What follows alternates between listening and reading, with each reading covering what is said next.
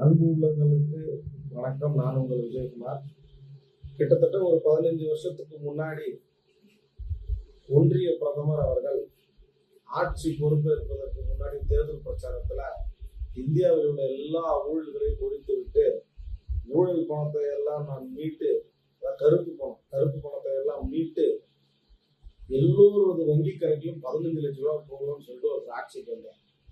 ஆட்சிக்கு வந்தவன் என்ன பண்றாருன்னா, பணத்தை கொடுக்குறாரோ இல்லையோ, என்ன பண்ணிட்டாரு, நம்ம கிட்ட அக்கௌண்ட்ல இருக்க காசு, கையில இருக்க காசு எதுவுமே செல்லாதுன்னு சொல்லிட்டாரு. அதான் 500 ரூபாய் 1000 ரூபாய் செல்லாதுன்னு சொல்லி நம்மளெல்லாம் நடுத்தரங்க நிற்க வச்சு, பேங்க் வாசல்ல நிற்க வச்சு, காக்க வச்சு அடிச்சு பின்னி விட்டாப்ல. மக்கள் அதுல இருந்து மீண்டு வர்றதுக்கு கிட்டத்தட்ட 1 வருஷத்துக்கு மேல ஆச்சு. சரி, அந்த 1 வருடத்திற்கு பிறகு மீண்டு வந்த பிறகு என்ன பண்ணா, அடுத்த டேர்மும் அவரே வராரு. வந்து என்ன பண்றாருன்னா, கோவிட் வருது. கோவிட் வந்த உடனே அந்த கோவிட்ல நம்ம சிக்கி சின்னாமணமானோம். கிட்டத்தட்ட 1 வருஷம் வீட்டை விட்டு வர முடியாத சூழ்நிலை ஏற்பட்டுச்சு. அதுல இருந்து நம்ம மீண்டு இப்பதான் ஓரளவுக்கு சுமாரான நிலைமைக்கு வந்தோம். வந்தோடனே இப்ப என்ன பண்ணிட்டா, பெட்ரோல் டீசல் தட்டுப்பாடு. இதுல ஒரு பெரிய விஷயம் பாருங்கன்னா, கேஸ் சிலிண்டருக்கு ஒரு வாரத்துக்கு முன்னாடி 2 நாள் 3 நாளைக்கு முன்னாடியே தான் ஒரு சிலிண்டர் விலைக்கு 60 ரூபாய் ஒரே ஏற்றணும். இந்த ஏற்றின உடனே இதை பத்தி நம்ம மற்ற கட்சிக்காரங்க எல்லாம் டிஸ்கஸ் பண்ணி போராட்டம் அதெல்லாம் அறிவிக்கிறதுக்கு முன்னெடுப்பு எடுத்து கூட கேஸே இல்லைடான்ட்டாங்க. இப்போ ஊர்ல கேஸே இல்லை, சமைக்கிறதே கஷ்டம், ஹோட்டலுக்குலாம் கேஸே கொடுக்கல. இப்போ கையிருப்பு 21ஆம் தேதி வரைக்கும் தான் இருக்குது, அதுக்கப்புறம் கேஸே இல்லை ஊர்ல அப்படின்ட்டாங்க.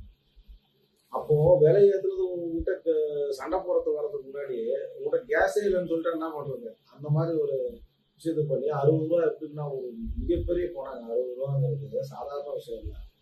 60 ரூபா ஒருவருக்கு கிட்டத்தட்ட ஒரு நாளைக்கான உணவை கூட நம்ம முடிச்சிடலாம். தமிழ்நாட்டை பொறுத்த வரைக்கும் எந்த ஊர்ல இருந்தாலும் ஒரு நாளைக்கு அல்லது குறைந்தபட்சம் ஒரு வேலைக்கான உணவாவது சாப்பிட முடியும். அப்படி டக்குன்னு 60 ரூபாய் ஏற்றுதான். அதையும் நம்ம கேள்வி கேட்க முடியும். எப்பா கேஸ் கொடுத்தா போதண்டா சாமின்னு கெஞ்ச வைக்கிற அளவுக்கு வந்து கொண்டு வந்துட்டாங்க. ஒரு அரசாங்கம் என்பது எப்படி இருக்கணும்னா, ஒரு குடும்பம் நம்ம எப்படி நடத்தலாம், வீட்டுல அதெல்லாம் குடும்பம் குட்டி இருந்தா அவனுக்கு தெரிஞ்சுக்கலாம். ஒரு ஒரு குடும்பத்தை எப்படி நடத்தலாம், இன்னைக்கு இவ்வளவு செலவுக்கு தேவைப்படுது, நம்ம இவ்வளவு வேலைக்கு போறோம், நமக்கு இந்த பிரச்சனை இருக்கு, 4 நாள் கழிச்சு வேலை இருக்காது, லீவு வருது. நான் சொல்ல தினக்கூலி ஆட்களை பற்றி, சம்பளம் வாங்குறவங்களை பற்றியும். அடுத்த மாசம் வேலை இருக்காது, லே ஆஃப் போறோம், வேலை கொடுக்க மாட்டான், ஓவர் டைம் இருந்தால் இவ்வளவு காசு வரும், ஓவர் டைம் இருந்தால் இவ்வளவு காசு வராது, இத்தனை நாள் கூலி கிடைக்கும், இத்தனை நாள் வேலை இருக்கும், இத்தனை நாள் மழை பெய்யும் வேலை இருக்காதுன்னு சொல்லிட்டு அதுக்கேற்ற மாதிரி தன்னுடைய வாழ்க்கையை சிக்கனமாகவும் கஷ்டமாகவும் அமைச்சுக்கிட்டு அவங்க பெண்கள் பிள்ளைகள் அவங்க குடும்ப சூழ்நிலை சொத்துக்கு வழி சாப்பாட்டை போட்டு கஷ்டப்பட்டு குடும்பத்தை நடத்துகிறவர்கள் ஏராளம் பேர் இந்த நாட்டில் இருக்கிறாங்க. அப்படி ஒரு சாதாரண மனிதனே தன்னுடைய குடும்பத்தை காப்பாற்றுவதற்காக எவ்வளவு யோசிக்கக்கூடிய வேலையில பெரிய விஸ்வகுரு, இந்த உலகத்தையே நான் தான் நாட்டி படைக்கிறேன், என்ன மாதிரி அறிவாளி யாருமே இல்லை, நான் ஒரு அவதார புருஷன் சொல்றேன், இந்த நரேந்திர மோடி சங் பரிவார் கும்பல்லாம் ஒரு போர் நடக்க போகுதுன்றத போர் வரும் அல்லது நடக்க போகும் அப்படின்ற ஒரு முன்னெச்சரிக்கை நடவடிக்கையாக ஏதாவது செஞ்சிருக்காங்களா? இது வரைக்கும் எதுவும் பண்ணல. அப்போ இவன் எப்படி ஒரு குடும்ப தலைவன் பொறுப்பு இல்லாம குடும்பத்தை நடத்த முடியாம ஒருத்தன் வாழ்ந்த ஊதாரின்னு பேர் இருக்கலாம். அந்த மாதிரி ஊதாரியான ஒரு முட்டாப்பாய தான் இந்த நரேந்திர தாஸ் மோடி என்பதை மனதில் வைத்துக் கொண்டு இவர் இதை கண்டிக்கிறதுக்கு கூட நம்ம ஊர்ல நிறைய அரசியல் கட்சிக்கு வாய் வரலாம். யாருன்னா இந்த தற்கூரி நாய் பனையூர் பண்ணியிருக்கேன், அந்த பனையூர் பண்ணி இது வரைக்கும் இதை பத்தி வாய் திறக்கவே இல்லை.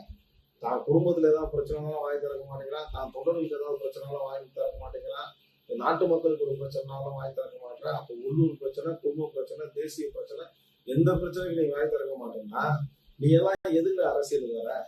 உன்னை நம்பி வர இவ்வளவு பேர் பைத்தியக்கார மாதிரி சுத்திட்டு இருக்கா. நீ பைத்தியமாரு, நீ தற்கூரியாரு, நீ முட்டாப்பாயா, ஏன்டா இந்த சமூகத்தை மாத்துற? ஆக நண்பர்களே, இந்த தாவேக்காக என்பவரும் இந்த சங் பரிவாரத்துக்கு சங்கிகளும் இந்த நாட்டுக்கு பிடிச்ச கேடு என்பதை உணர்ந்து அவர்களும் ஜாக்கிரதையார்கள். அவர்களை எல்லாம் நாம் அடையாளம் காட்டி விரட்டுவதுதான் நம் முக்கியமான கடமையாக இருக்க வேண்டும் என்பதை சொல்லி வாய்ப்புக்கு நன்றி. நன்றி, வணக்கம்.